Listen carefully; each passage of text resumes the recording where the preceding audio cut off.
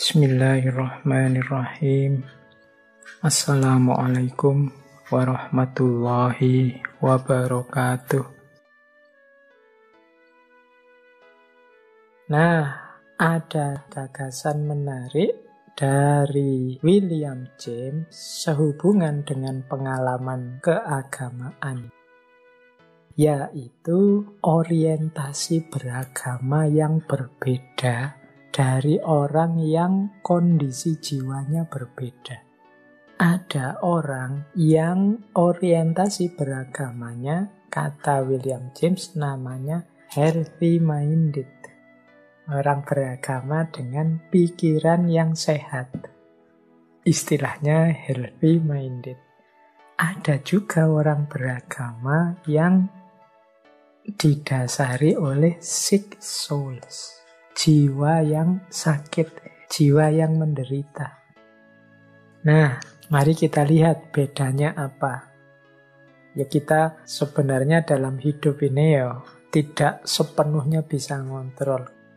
Kita itu harus punya pikiran yang sehat atau harus menghindar dari jiwa yang sakit. Karena kita dalam hidup ini dinamis sekali, mengalami banyak peristiwa-peristiwa yang kadang di luar kontrol kita. Sehingga meskipun kita inginnya selalu sehat, lahir batin pikiran, tapi kadang-kadang momen-momen tertentu membuat jiwa kita tersakiti. Nah, orang-orang yang sedang sick souls ini orientasi beragamanya berbeda dengan orang-orang healthy minded. Kita lihat ya, cirinya beragama yang healthy minded. Nanti kita bayangkan dengan orang-orang beragama yang cirinya sick souls. Terus kita cermati kita ada di mana. Atau jangan-jangan kita pernah mengalami dua-duanya. Kata William James, beragama yang healthy minded, beragama yang menggunakan pikiran sehat, yang pertama, mereka memandang dunia ini adalah anugerahnya Allah yang indah.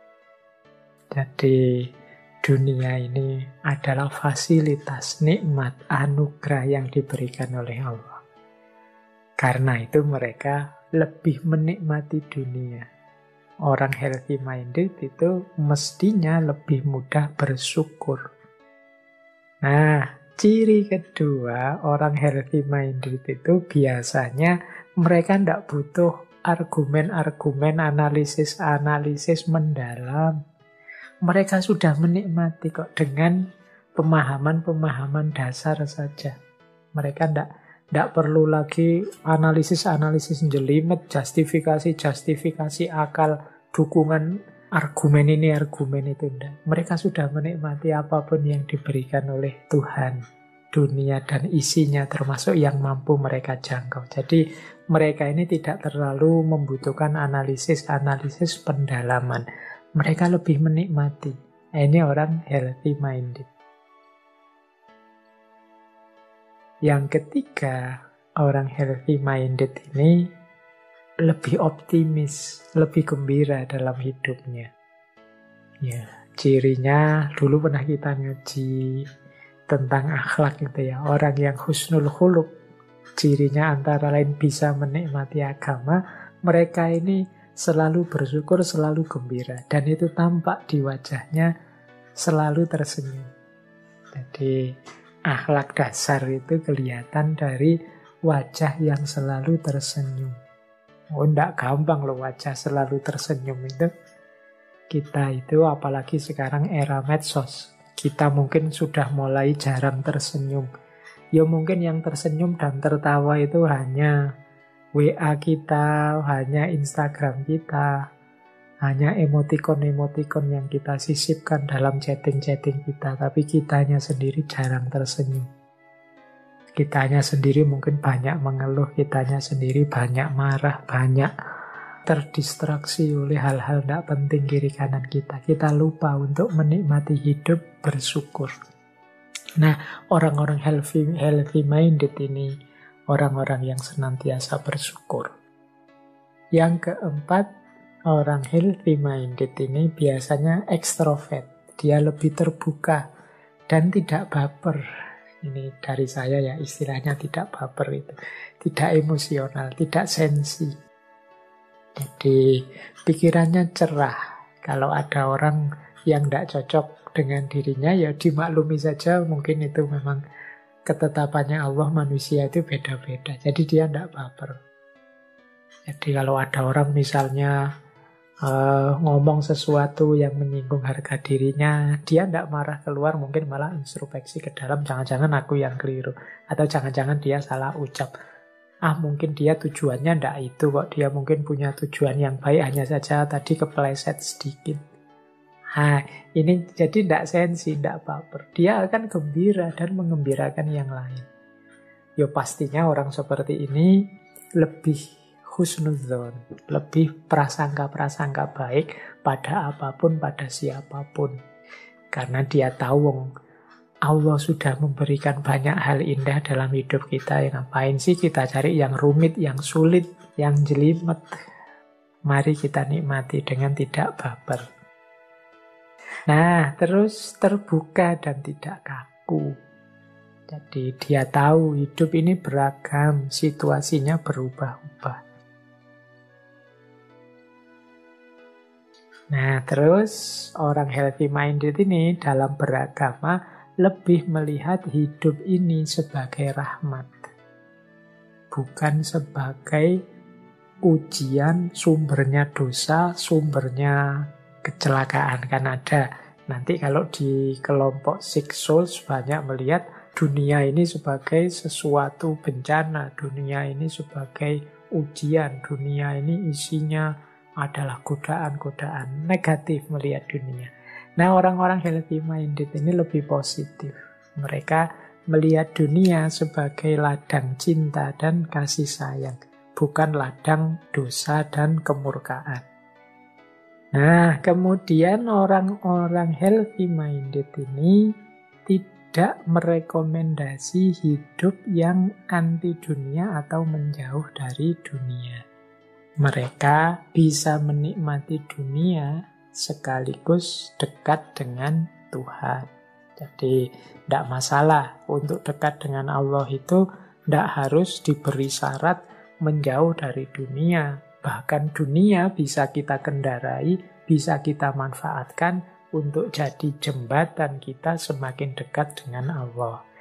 Nah, ini gaya healthy minded. Kan nanti ada gaya sebaliknya yang dunia ini ujian, dunia ini cobaan, dunia ini jelek. Kita tidak boleh menuju dunia, kita harus melihat ke yang sejati, yang akhirat. Sehingga terus dunianya ditinggal.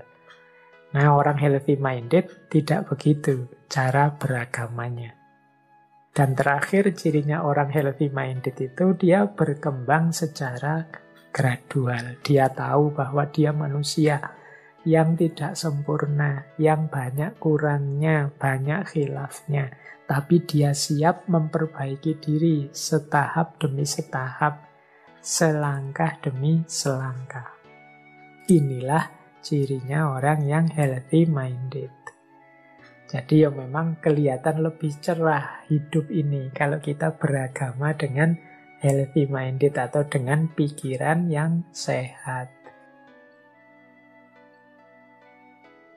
Nah, kebalikan dari beragama yang healthy minded adalah beragama yang sick souls. Jadi sick souls ini yang muncul dari jiwa-jiwa yang sakit. Orang-orang dengan jiwa yang sakit ini melihat hidup sebagai penderitaan.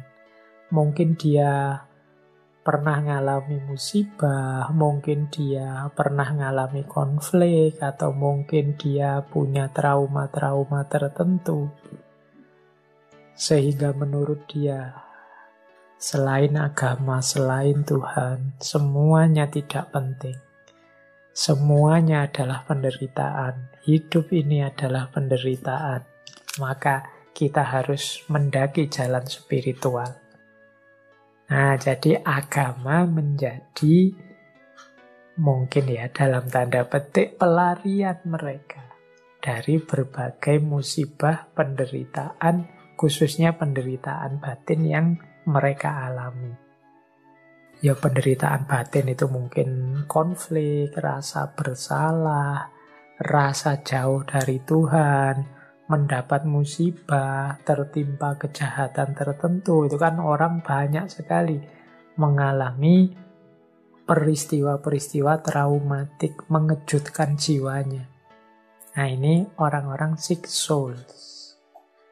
Nah orang yang semacam ini ya ciri utamanya tentunya kebalikan dari healthy minded tadi. Ini keberagamaannya adalah keberagamaan yang murung. Keberagamaan yang tidak ceria.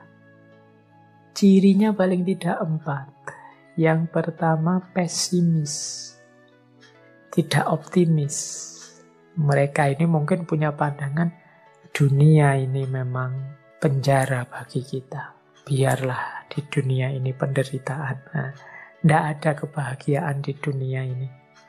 Tidak apa-apalah dunia dikorbankan, yang penting aku harus selamat di akhirat. Ini gaya pesimis. Mungkin dia pernah mengalami, kata William James, peristiwa-peristiwa traumatik yang membuat dia kecewa terhadap dunia, pesimis terhadap dunia. Selain pesimis, dia juga introvert. Tidak terbuka, tidak suka bergaul secara terbuka dengan orang lain. Ada pandangan juga mungkin yang mendasarinya, kata William James, anggapan bahwa manusia itu hakikatnya jahat. Manusia itu hakikatnya ambisius. Manusia itu hakikatnya penuh hawa nafsu. Maka kalau ingin selamat, jangan terlalu banyak dekat bergaul dengan orang lain. Karena kita akan terpengaruh, kejernihan kita akan tercemari. Ini makanya kebanyakan orang-orang sick souls ini lebih tertutup, lebih introvert. Kemudian biasanya orang-orang ini pasif. Jadi pasif itu pokoknya saya pasrah saja segalanya kepada Yang Maha Kuasa. Mungkin hidupku yang seperti ini itu memang takdirnya, ketentuannya. Biarlah aku nikmati penderitaan ini. Terus dia pasif. Jadi dunianya ditinggalkan dengan orientasi ke akhirat atau ke kekuatan yang maha tinggi. Jadi dia tidak mau berusaha. Nah ini ciri ketiga orang-orang beragama yang dalam kondisi sick souls, kata-kata William James. Dan yang terakhir, kalau tadi yang healthy minded itu sadar bahwa dia harus berubah setahap demi setahap, biasanya orang-orang dengan sick souls ini mengalami proses ingin langsung jadi orang yang tiba-tiba baik 100%. Jadi 180 derajat dari sangat jelek jadi sangat baik. Entah dengan cara apa, pokoknya tiba-tiba saja kayak orang melakukan pertobatan yang langsung. Nanti ini kalau dalam teorinya William James sering disebut konversi. Jadi perubahan mendadak yang tiba-tiba. Nah ini jadi ciri dari sick souls ini. Jadi jiwa yang merasa penuh penderitaan. Menganggap dunia ini isinya adalah penderitaan. Manusia itu semuanya jahat. Untuk menjaga kejernihanku dan hubunganku dengan Tuhan, aku harus menjauhi dunia, menjauhi manusia. Nah ini proses ini biasanya diawali dari konversi. Konversi itu perubahan drastis. Konversi itu pembalikan terhadap orientasi hidup. Nah kita bahas sebentar ya yang konversi ini. Konversi ini bagian juga dari pengalaman keagamaan. Kata William James, konversi itu satu bentuk pengalaman keagamaan di mana hidup seseorang mengalami dramatic spiritual turning atau dramatic spiritual turn, mengalami balik arah spiritual yang dramatis. Saya tidak tahu ya, mungkin istilah konversi ini kalau hari ini itu dekat dengan istilah yang kita pakai dengan istilah hijrah. Jadi mengalami pembalikan orientasi hidup yang dramatis. Ya konversi itu bisa dari orang yang tidak beragama terus jadi beragama. Atau orang yang dari satu agama mungkin karena kecewa dengan agamanya yang lama atau karena terpesona dengan agamanya yang baru terus dia pindah agama. Atau bisa juga dari orang yang tidak terlalu serius beragama menjadi sangat serius beragama. Yang terakhir ini mungkin yang hari ini sering kita sebut dengan istilah hijrah. Berarti hijrah itu ya kalau pakai teorinya William James ini termasuk dramatic spiritual turn. Jadi balik arah spiritual yang dramatis. Ya bagi yang mengalami konversi ini diyakini sebagai intervensi Tuhan atau hidayah dari Tuhan. Makanya ini istilah ini kan sering kita pakai, kata-kata hidayah ini. Meskipun kadang-kadang kita pakai untuk meledek orang. Wah, misalnya ada orang kok keliru atau menurut kita sesat, terus saya doakan semoga kamu dapat hidayah ya. Nah, itu seolah-olah mendoakan tapi hakikatnya ya meledek. Ini pentingnya kita memahami siyakul kalam ya. Hari ini kadang-kadang ada orang guyon dianggap serius. Kita anggap berdoa ternyata melecehkan. Kita anggap memuji ternyata menjatuhkan dan lain sebagainya. Nah, jadi konversi ini bagi yang ngalami biasanya dipahami sebagai sebentuk hidayah. Ini yang membuat orang setelah lama mengalami hidup dalam gelisah dan galau, akhirnya tercerahkan. Setelah lama melakukan pencarian spiritual, akhirnya menemukan yang dicari. Tidak ada angin, tidak ada hujan, tiba-tiba mengalami pencerahan yang luar biasa. Kan ini momen-momen hidayah itu. Jadi dia tidak mesti kita dapat. Kita harus berusaha dan berdoa dulu. Atau memang kehendak Tuhan kita diberi hidayah. Jadi bagian dari pengalaman keagamaan kita itu ada kalanya orang-orang tertentu mengalami konversi. Baik, ya alhamdulillah kalau dia mengalami seperti yang nomor 3 tadi. Dari tidak serius beragama menjadi serius beragama. Meskipun kemudian ayo diperhatikan keberagamaan teman-teman yang mungkin mengalami konversi ini. Adakah levelnya healthy minded ataukah sick souls? Nah, kita lanjutkan. Ciri-ciri dari pengalaman konversi itu setidaknya ada 5. Jadi, apa sih cirinya orang ini mengalami pembalikan spiritual?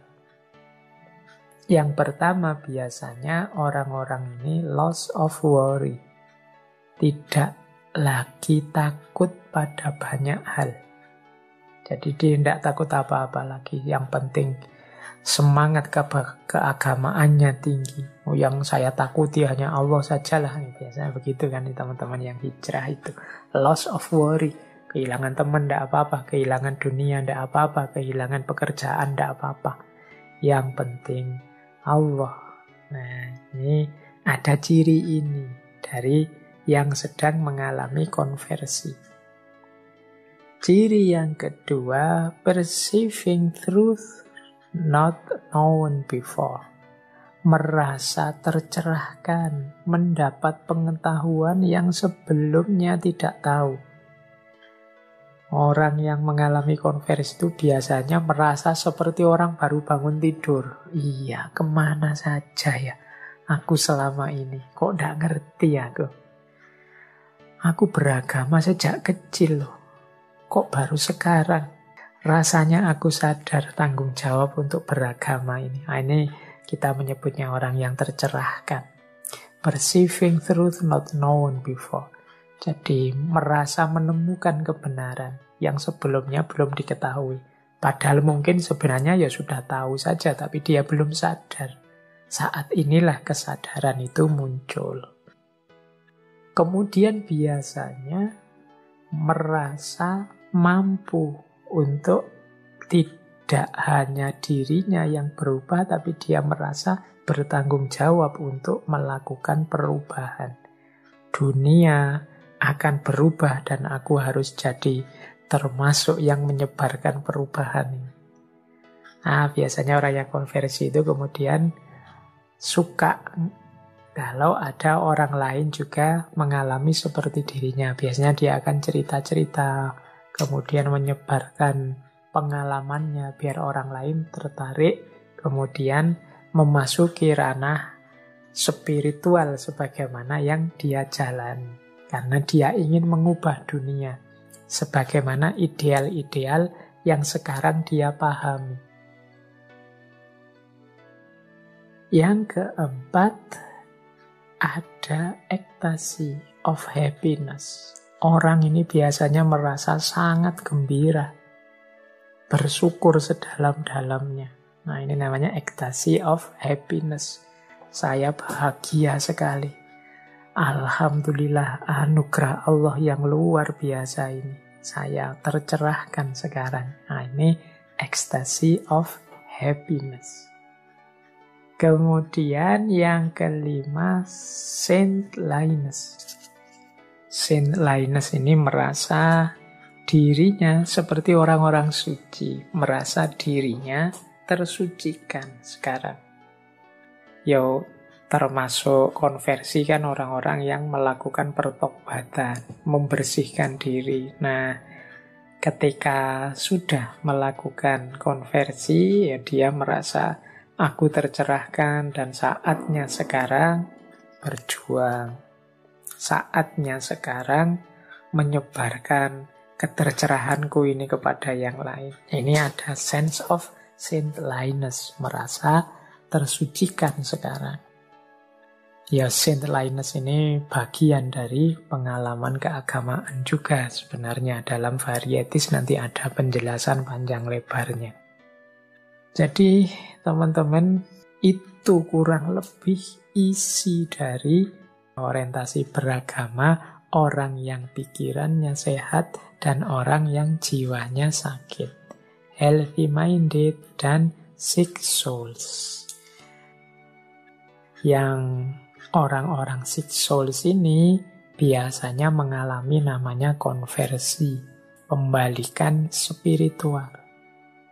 Oke, baik. Sampai di titik ini sebenarnya secara umum itulah yang ingin dijelaskan oleh William James, agama dari perspektif psikologi dalam varieties terhadap variasi-variasi pengalaman keagamaan.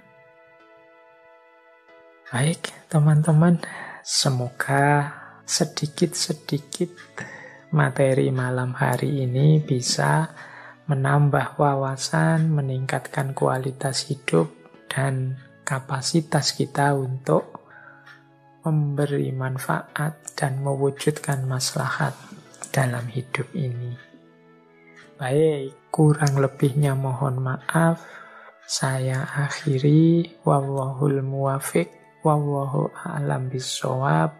Wassalamualaikum warahmatullahi wabarakatuh.